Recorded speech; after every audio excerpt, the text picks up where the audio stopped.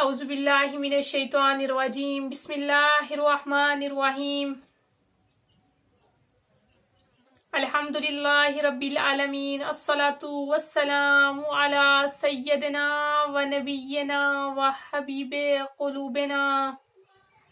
و طبیب نفوسنا و شفیع ذنوبنا ابی القاسم محمد۔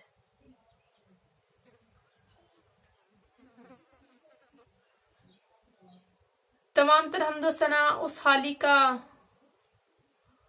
کہ جس نے مجھ بندہ حقیر کو آپ لوگوں کے سامنے لب کشائی کرنے کا موقع عطا فرمایا تاکہ میں 23ویں رمضان المبارک کے چند اعمال آپ لوگوں کی خدمت میں پیش کر سکوں۔ تو روایات میں ملتا ہے کہ 23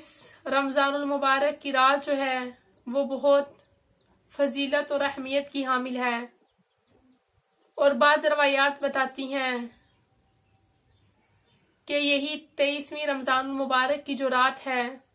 یہی شب قدر ہے۔ اسی طرح ہدیت الزائرین میں بھی نقل ہے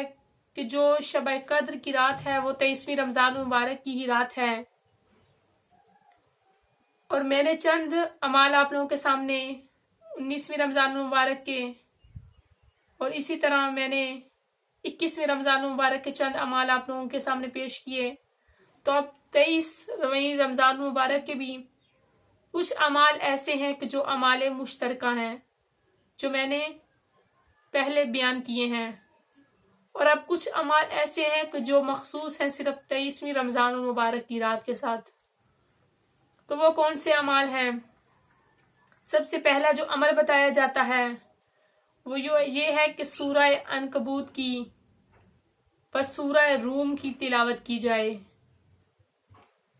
ان دو سورتوں کی تلاوت کی جائے۔ امام جعفر صادق علیہ السلام اللہم صلی علی محمد و آل محمد وعجل فرجہم و فرجنا بھی،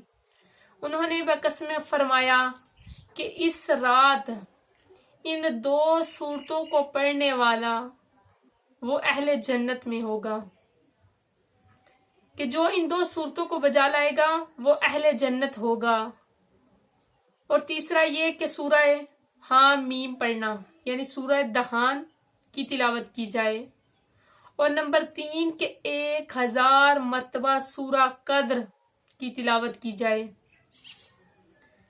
اس رات خصوصاً زیادہ سے زیادہ جو تاکید کی گئی ہے وہ یہ ہے کہ دعائے امام زمانہ اجل اللہ تعالی فرج و شریف پڑھی جائے کہ خداوند متعال ہمارے آقا اور مولا امام کے ظہور میں تعجیل فرمائے۔ اور اس کے علاوہ کچھ ایسی زیارت کہ جو مفاتیح الجناح میں نقل شدہ ہیں، صفحہ نمبر 460 میں آپ ادھر سے ملاحظہ کر سکتے ہیں کہ جس کے پڑھنے کی تاکید کی گئی ہے۔ اسی طرح بعض روایات بتاتی ہیں کہ کسی نے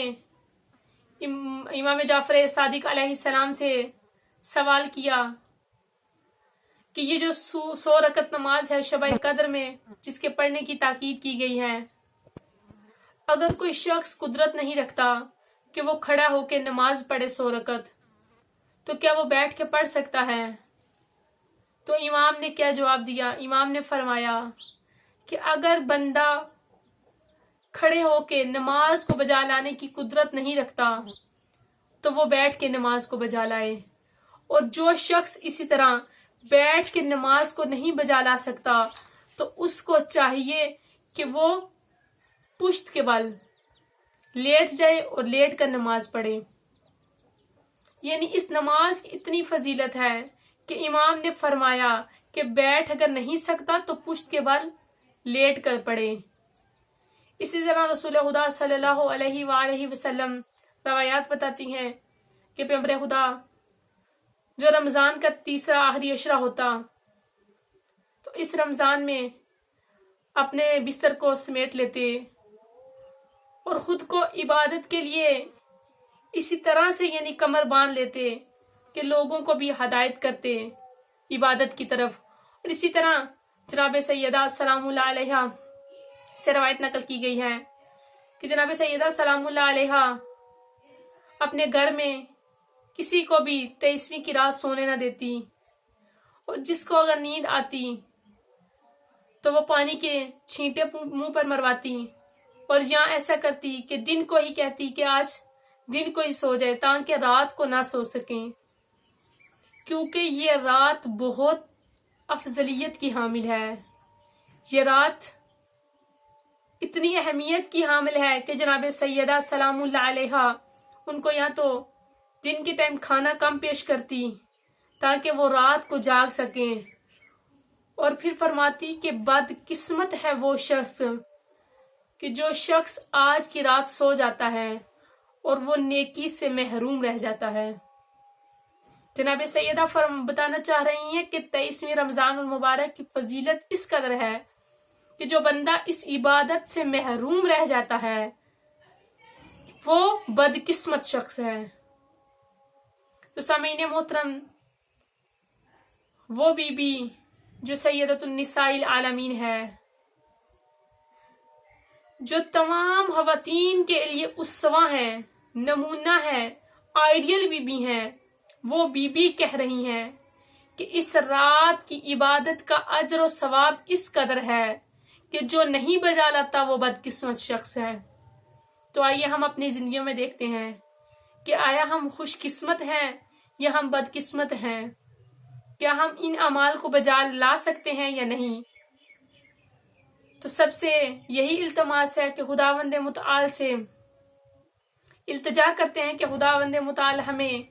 ہمت و توفیق عطا فرمائے کہ ہم